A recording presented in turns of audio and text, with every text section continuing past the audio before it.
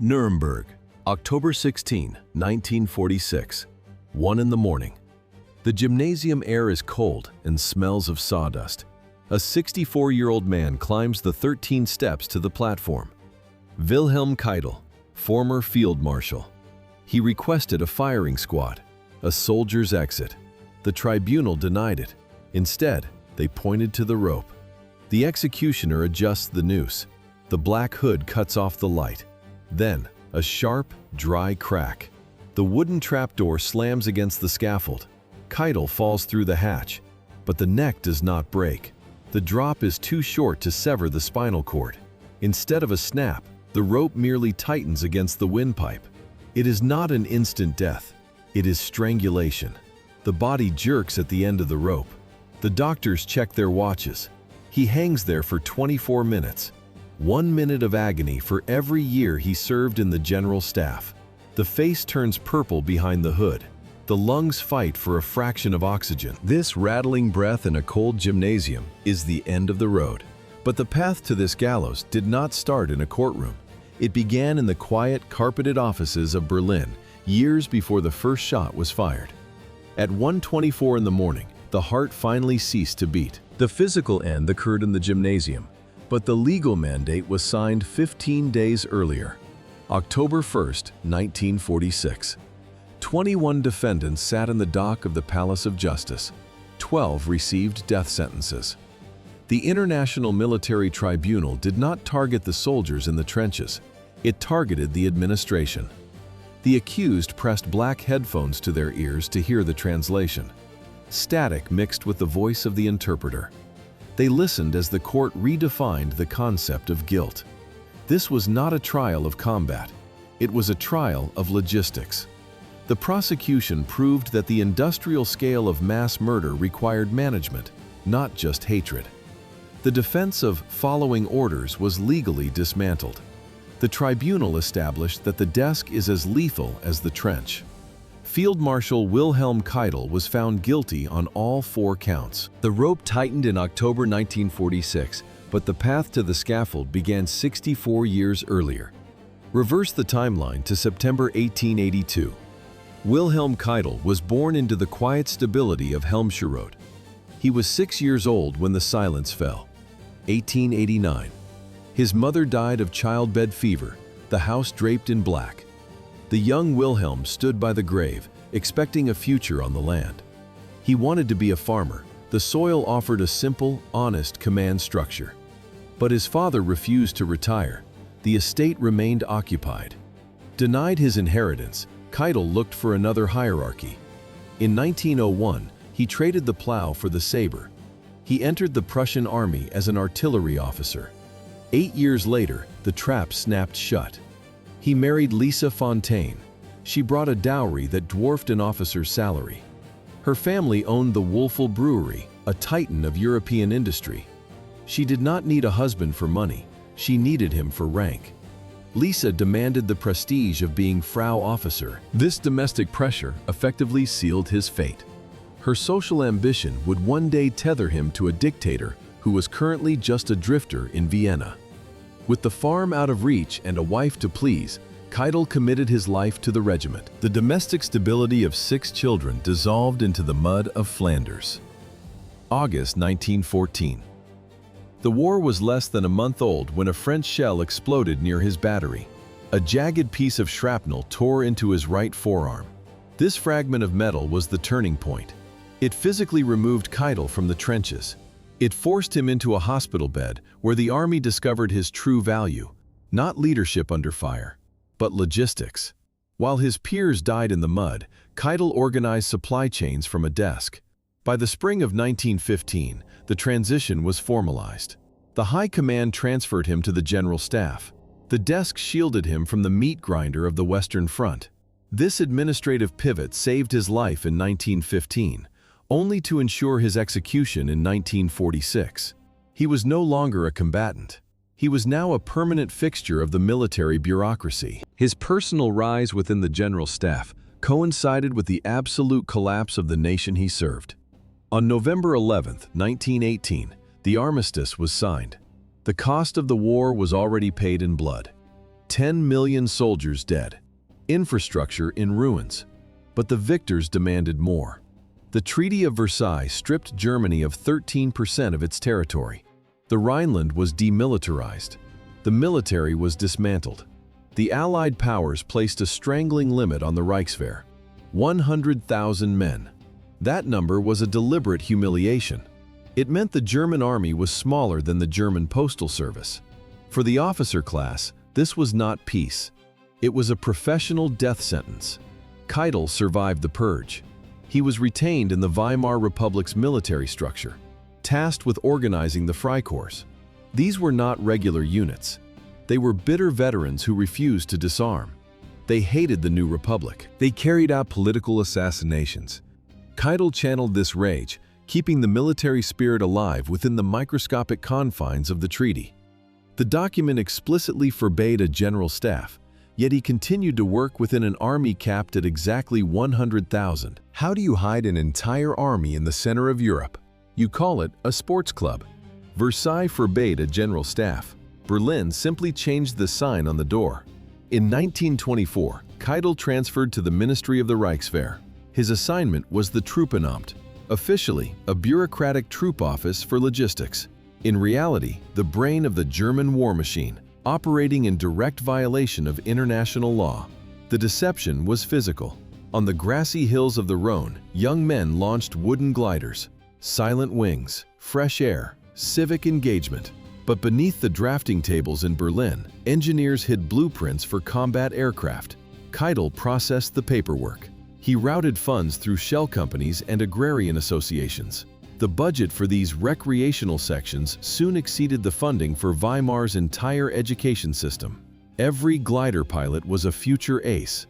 Every sporting association was an infantry battalion practicing maneuvers without rifles. Keitel stood at the center of this administrative fiction. He had a choice to leave. His father had died. The family estate in Helmscherode needed a master. But his wife Lisa refused to trade the prestige of an officer's household for the mud of a farm. She wanted rank. Keitel chose the desk over the plow. He organized the expansion. He validated the lies. The pilots training on silent gliders in 1924 were already learning the dive angles to bomb London in 1940. The infrastructure was ready. The Shadow Army waited for a command. In January 1933, Adolf Hitler walked into the chancellery to give it. The pretense of sport vanished.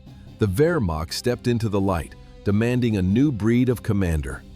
Wilhelm Keitel answered the call. He systematically stripped away his Prussian officer's spine and replaced it with unconditional idolatry. 1938 brought the structural coup. The War Ministry dissolved. In its place rose the Oberkommando der Wehrmacht, the OKW. Keitel took the helm. He sat at the heavy mahogany desk.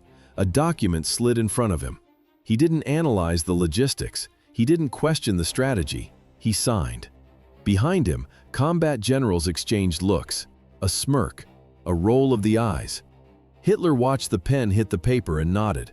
On paper, Keitel held the second highest military rank in the Third Reich. In reality, he was a glorified secretary. The contempt was audible. In the marble corridors, officers lowered their voices to a whisper. They twisted his name into a slur. Le Keitel, the lackey, the little toady. Combat commanders bypassed his office entirely, taking orders directly from the chancellery. Hitler knew the reputation. He didn't care. He called Keitel loyal as a dog. The field marshal accepted the leash. He stood at attention. He waited for the next order. Keitel simply clicked his heels. The loyalty Keitel offered in the 30s cost nothing. But by 1944, the bill arrived, and the currency was blood. It began with his own flesh. July 1941. His youngest son, Hans-Georg, died in the Soviet invasion Keitel himself had planned. The father grieved. The field marshal continued. Then the terror turned inward. July 20th, 1944. Stauffenberg's bomb shattered the Wolf's Lair. Keitel dragged the injured Führer from the debris. The response was total. 7,000 arrests, 5,000 executions. The Wehrmacht killed more of its own officers that summer than the Red Army did in some battles. How does a field marshal reward a war hero? He sends him poison. Keitel turned the court of honor into a slaughterhouse. His target was Erwin Rommel. Keitel dispatched 2 generals to Rommel's home with a final ultimatum: face a people's tribunal or die to save your family. Rommel chose the car. He climbed into the passenger seat just outside the village. The generals handed him a glass ampoule. Cyanide. The bitter taste of officer's honor. The state funeral was flawless. Flags, music, a weeping nation. The official lie blamed enemy aircraft for the death of the Desert Fox. But Keitel knew exactly who killed him. 6 years before he handed the cyanide capsule to a fellow officer, Keitel's obedience was rewarded with flowers. In 1938, the Wehrmacht did not need to shoot, it only needed to appear. Austrian Chancellor Kurt Schuschnigg announced a referendum on independence. Berlin classified this as a direct threat. Keitel received orders to mobilize forces on the border. Not an invasion, a calculation. The goal was to break the political will of Vienna through the visibility of military power. The strategy worked. On March 11, 1938, Schuschnigg resigned. German troops crossed the border the following morning. They encountered no resistance. The footage from Vienna shows a population in hysteria. Hundreds of thousands filled the Heldenplatz. The sensory record is overwhelmed by the deafening roar of approval. This collective jubilation drowned out the silence of the first secret arrests occurring in the backstreets. Society accepted the aggression because it looked like a festival. For this bloodless victory, Keitel received the Anschluss Medal. The regime confirmed that expansion carried no cost. The illusion of peaceful conquest shattered on September 1, 1939. Ambitions born in Vienna found their stage in a forest near Paris. It was June 1940. Wehrmacht engineers blew up a museum wall to extract the carriage number 2419D, the same wood and steel where Germany surrendered in 1918. Hitler ordered it dragged back to the exact spot in the Kempen forest. This was not just a victory, it was a cultural execution. On June 22, Wilhelm Keitel sat in the victor's chair. General Hunziker signed for France. The reversal was absolute. Keitel flushed with the moment. He publicly declared Hitler the greatest warlord of all time. The regime rewarded the flattery. Keitel received his baton. He was now a field marshal, the highest rank in the German military. But the gold braid did not impress the inner circle. Hermann Göring summarized the consensus with clinical precision. Keitel had a sergeant's mind inside a field marshal's body. The field marshal's baton from Kempen was validated by the atrocities in Poland. On September 12, 1939, Keitel expanded the definition of the enemy. Reinhard Heydrich had targeted the aristocracy. Keitel took the document. He added the architects of society to the ledger. The pencil moved across the paper. New categories appeared in the margins. Doctors, teachers, lawyers. This was the Intelligenzaktion. The Wehrmacht provided the logistics for the SS. The objective was the decapitation of Polish culture. 60,000 civilians were executed. That is the population of a medium-sized German city, erased by administrative decree. Subordinates initially filed reports regarding the massacres. They appealed to the laws of war. Keitel ignored the correspondence. He waited for the outrage to fade. The officers ceased their objections. The Polish lists were a rehearsal. By 1941, Keitel transformed murder into a bureaucratic standard. How much is the life of one German soldier worth? Keitel set the exchange rate, 100 human lives. Prussian tradition demanded officer chivalry. Keitel demanded a quota. One German death on the Eastern Front justified the execution of 50 to 100 communists. The math was simple. The morality was non-existent. He signed the Commando Order next. Allied special forces surrendered. They wore full uniforms. Under the Geneva Convention, they were prisoners of war. Keitel made them targets, executed on the spot. Then came the Night and Fog Decree. Keitel's signature on the document authorized abduction. A car pulls up at 3 a.m., heavy boots on the stairs, a knock that wakes the neighbors. The door opens, a man is taken, the car drives away.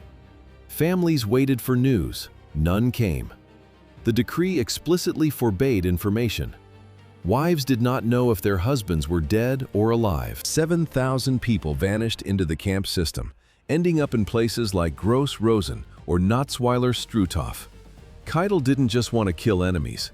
The stated purpose of the decree was the systematic destruction of hope. Millions of death warrants condensed into a single document in Berlin on May 8, 1945.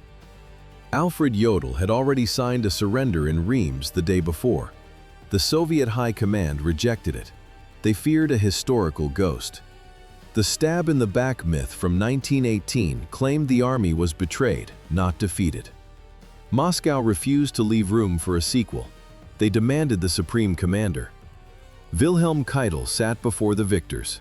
He adjusted his monocle. His hand remained steady. The same fingers that authorized the night and fog decrees now signed the definitive instrument of surrender. The legal end of World War II in Europe. The man who built the machine officially dismantled it. Allied forces arrested him 5 days later. How much time does the state need to kill a man? For Wilhelm Keitel, the answer became a torture session. The hand that signed the act of surrender now clawed desperately at the air. The drop was a calculation error. The rope did not snap the vertebrae. Keitel's head smashed against the rigid wooden frame of the trapdoor. Skin split. Blood streamed over his eyes. He fell into the hole, but he did not die. It was October 16, 1946, 1:11 in the morning. Moments earlier, the field marshal had stood in the gymnasium. He asked God for mercy. He invoked the 2 million German soldiers who died before him.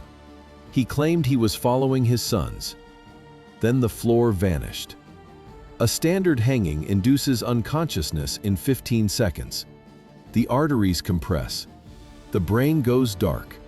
This was different. The asphyxiation lasted 24 minutes. The rope only constricted the windpipe. It did not break the neck. The gymnasium echoed with wet, rhythmic choking. Witnesses watched the convulsions. The body thrashed at the end of the rope. Guards eventually cut him down. They burned the remains. They flushed the ashes into the river Isar to prevent any grave from becoming a shrine. But the biological fact remained. The dying process required 24 minutes. This torture was not a calculated act of cruelty. It was a bureaucratic accident within the United States Army. The man standing on the scaffold was Master Sergeant John C. Woods. Short, disheveled. A volunteer who stepped forward in 1944 when others stepped back. He filled out his personnel file with confident ink. He claimed extensive professional experience. He listed 2 specific training grounds, Texas and Oklahoma. The Army accepted the paper. They never checked the timeline. If a clerk had opened a history book, the lie would have collapsed instantly. Woods claimed he was hanging men in the 30s, but Texas had switched to the electric chair in 1923. When the last legal noose tightened in that state, John C. Woods was 12 years old. He was not an expert. He was a fraud in a sergeant's uniform. A man who bluffed his way into the most high-profile execution chamber in history. The military did not discover the deception. They simply handed him the rope. The consequences were recorded in the service logs long before Nuremberg. Prior to this night, Woods had already participated in 11 documented botched executions. Statistics suggest incompetence, but the physical evidence points to sadism. Was this merely a lack of skill, or was it calculated revenge? The placement of the rope on the neck of Julius Streicher provides the answer. Lieutenant Stanley Tills monitored the preparations. He watched Woods deliberately deviate from protocol. The hangman positioned the noose coils off-center. A correct knot snaps the cervical vertebrae. An off-center knot ensures slow strangulation.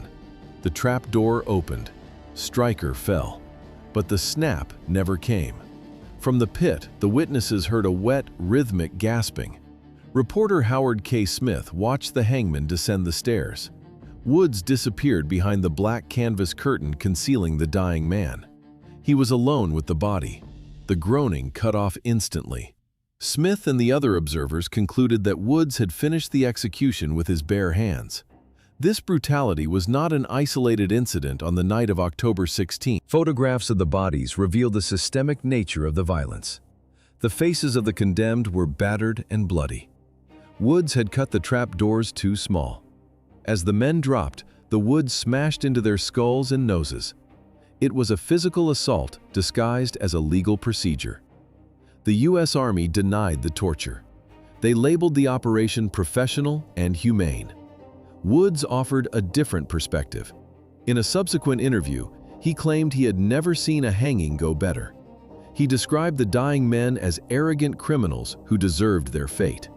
When the reporter pressed him on the details, a small smile crossed his face. The chaotic blood of the execution room had its origins in the sterile geometry of the courtroom. The International Military Tribunal constructed a legal cage that no uniform could slip through. Keitel faced 4 specific counts. 1. Conspiracy. 2. Crimes against peace. 3. War crimes. 4. Crimes against humanity. His defense was mechanical. He admitted the orders were illegal. He admitted he knew the consequences. But he claimed a lack of agency. A soldier obeys. The tribunal dismantled this logic. They drew a sharp line between battlefield reflexes and bureaucratic mass murder. The signature on the bottom of a liquidation order was not an act of duty, it was a choice. On October 1, 1946, the verdict arrived. But the definitive analysis came from prison psychologist G.M. Gilbert. He saw past the rank and the medals. His clinical notes reduced the field marshal to a single biological observation. Keitel possessed no more backbone than a jellyfish. The court denied his request for a firing squad and sentenced him to hang. The rope ended the life. The river ended the name. The body was cut down and transported to the Munich Ostfriedhof crematorium. The ovens reduced the field marshal to 3 pounds of calcium and carbon. An officer collected the dust in a nondescript carton. Under the cover of rain, a jeep drove to the Conwentz Bridge. Below flowed the river Isar. The container was inverted. A gray stream of ash hit the muddy water and dissolved instantly. The current carried the particles north toward the Danube. This disposal was a calculated strategy. A grave is a coordinate. A coordinate becomes a shrine. By scattering the remains, the Allies ensured there was no soil for a neo-Nazi cult to worship. Keitel signed the criminal orders that started the war. He signed the unconditional surrender that ended it. In the final act, he became nothing but silt in the Bavarian water system. The river washed the ash away, but the archives kept the truth. Open the files and remember what the water tried to hide.